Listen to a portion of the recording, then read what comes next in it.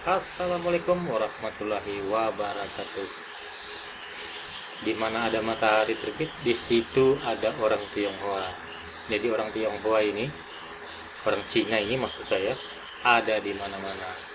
Jadi sejak zaman dulu orang etnis Cina ini tersebar di mana-mana ya. Coba kita lihat dari channel YouTube Invoice Indonesia dan subscribe juga channel dia agar lebih berkembang.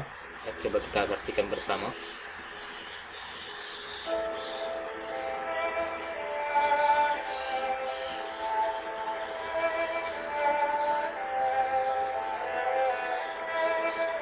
Karena seluruh populasi dunia 17% itu adalah salah orang satu Cina. negara dengan jumlah penduduk terbesar di dunia. Dari sekitar 8 miliar penduduk bumi, orang Cina mencakup sekitar 17%-nya populasi orang Cina. atau sekitar 1,4 miliar jiwa. Oke. Jumlahnya tersebut belum termasuk dengan kaum Dan Cina ini peranakan enaknya atau keturunan dia bisa Cina, beradaptasi atau yang juga ya, sering di kita di kenal negara dengan manapun dia etnis beradaptasi. Tionghoa, yang tersebar dan sudah berasimilasi dengan kebudayaan lokal di seluruh penjuru dunia. Jika di total jumlah penduduk Cina dengan diaspora mereka, tentu saja jumlahnya akan lebih dari 17% dari jumlah Betul populasi sekali. dunia. Lalu, bagaimana orang Cina bisa ditemukan di hampir seluruh penjuru dunia?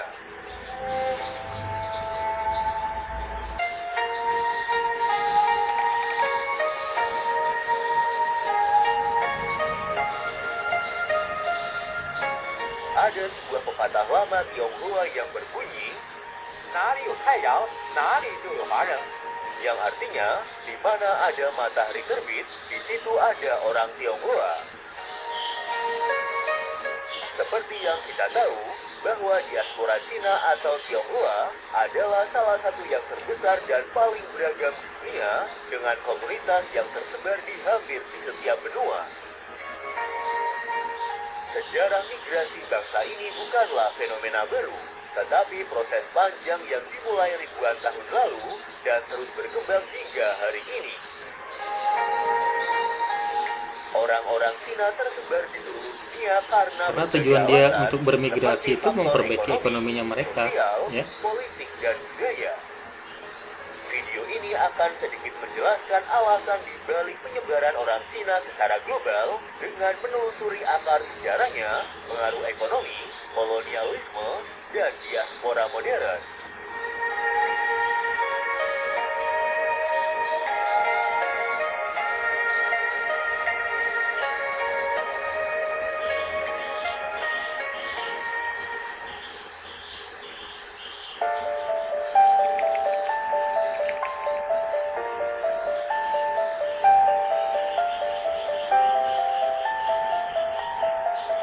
Sejarah migrasi bangsa Cina bisa ditelusuri kembali ke zaman kuno ketika bangsa ini mulai terlibat dalam perdagangan internasional. Salah satu jaringan perdagangan yang paling terkenal adalah jaringan perdagangan jalur sutra yang merupakan rute darat dan laut yang Kalau menurut menghubungkan saya, Cina dengan Timur Cina Tengah, itu Eropa, dan Afrika rata-rata sejak pedagang, sekitar abad ya, ke-2 kebanyakan sebelum pedagang. Masehi hingga abad ke-14 Masehi. Sangat sedikit sekali dia Lewat ikut jalur bekerja ini, ya. pedagang-pedagang Cina membawa barang-barang seperti sutra, rempah-rempah, keramik, dan komoditas lain mereka keluar ke berbagai wilayah di luar negeri. Tapi dia memperdagangkan produknya Salah dia satu gitu ya. bukti kesohoran pedagang Cina adalah adanya ungkapan terkenal dari Jazirah Arab yang berbunyi tuntutlah ilmu sampai ke negeri Cina.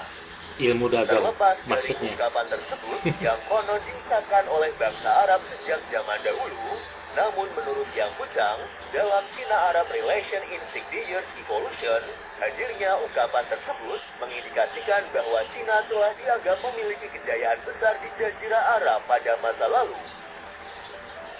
Selain sebagai jalur perdagangan, jalur sutra juga berfungsi sebagai tempat bermukim bagi para pedagang Cina.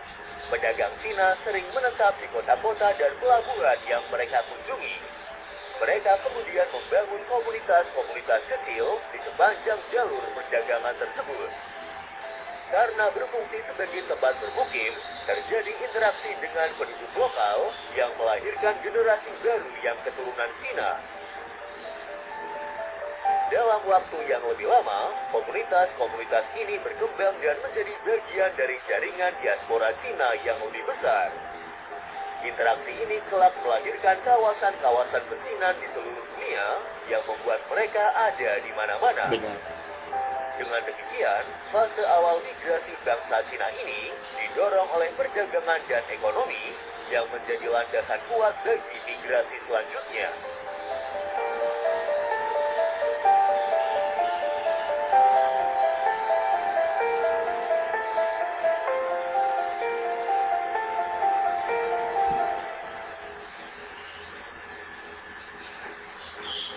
Sejarawan Zhuang Guotu mencatat migrasi besar-besaran bangsa Cina terjadi dalam dua babak. Yang pertama, pada abad ke-16, penyebabnya karena mereka dibutuhkan oleh dunia seiring masifnya kolonialisme oleh negara-negara Eropa.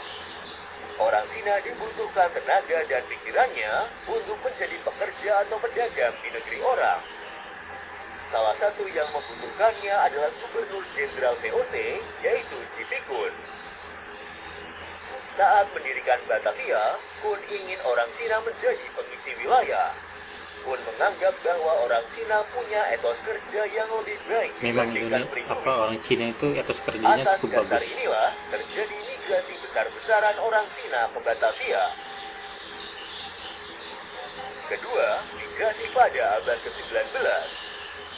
Pada babak kedua, alasan orang Cina bermigrasi dipicu oleh tingginya permintaan pekerja Cina oleh negara-negara barat yang mulai menghapuskan penggunaan budak kulit hitam. Negara-negara kolonial seperti Inggris, Belanda, Spanyol, dan Prancis membutuhkan tenaga kerja yang murah untuk mengerjakan proyek-proyek besar seperti pembangunan rel kereta api, perkebunan, dan tambang. Mereka mulai merekrut tenaga kerja kontrak dari Cina yang dikenal dengan sebutan kuli. Sistem ini mirip dengan perbudakan, tetapi dibungkus dalam kontrak kerja yang seringkali tidak manusiawi. Selama periode ini, ribuan pekerja Cina dikirim ke negara-negara seperti Amerika Serikat, Kanada, Karibia, Afrika Selatan, Peru, dan Australia untuk bekerja dalam kondisi keras dan minim dengan hak mereka. Contoh terkenal dari migrasi ini Sangat adalah tertindas juga ya, pembangunan Cina rel pada kereta saat api itu. lintas benua di Amerika Serikat pada abad ke-19, di mana ribuan pekerja Cina dipekerjakan dalam proyek ini. Pekerjaan mereka sangat berbahaya, tetapi kontribusi mereka penting dalam menyelesaikan salah satu proyek infrastruktur terbesar pada saat itu. Banyak dari pekerja ini kemudian menetap di Amerika Utara setelah kontrak mereka selesai, membentuk komunitas Tionghoa yang kuat seperti di San Francisco dan Vancouver. Selain tingginya permintaan oleh negara-negara kolonial, migrasi besar-besaran bangsa Cina pada abad ke-19 juga didasari oleh dinamika politik internal dan bencana alam. Ini adalah periode ketika Cina mengalami berbagai ketidakstabilan internal seperti Perang Cadu, pemberontakan Taiping, dan perang saudara lainnya yang merusak ekonomi negara dan menciptakan kondisi kelaparan serta kemiskinan yang meluas. Hal ini membuat orang-orang Cina terpaksa bermigrasi dan memulai hidup baru di negeri orang.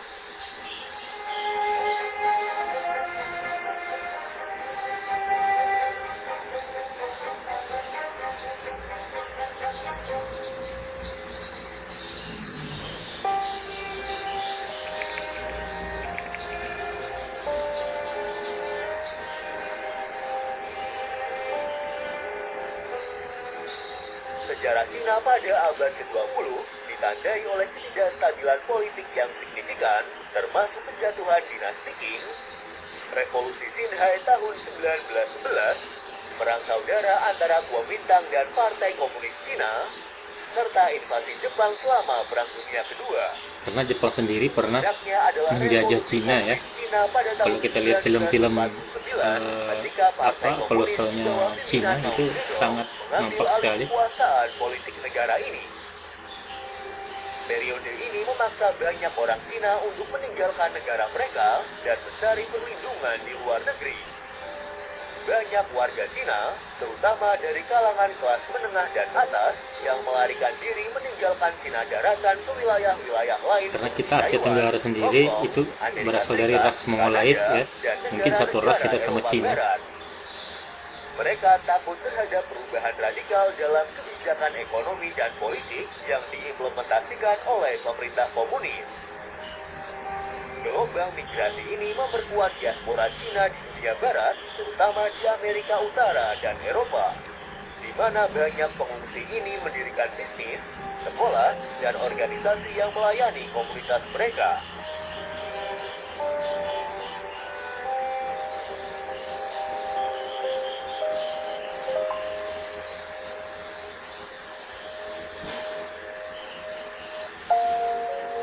Pada abad ke-20 dan abad ke-21, migrasi Cina semakin dipengaruhi oleh faktor-faktor ekonomi dan globalisasi.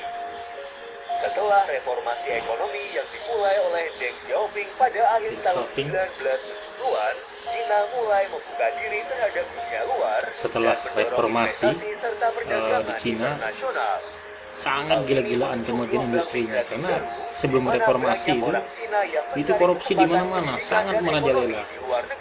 Ya, setelah direformasi semuanya, institusinya, semua lembaganya direformasi, sangat nampak lah sekarang. Jadi di sana untuk koruptor kan dihukum mati, ya. Itu lebih baik menurut saya. Selain itu, Jadi orang mau jadi pejabat tuh mikir-mikir kalau mau korupsi. Di era modern juga telah menciptakan peluang bisnis baru bagi beberapa perusahaan Cina di seluruh dunia. Dengan semakin terintegrasinya Cina dalam ekonomi global, banyak pengusaha Cina yang memperluas bisnis mereka ke luar negeri, memperkuat keberadaan komunitas Tionghoa di berbagai negara.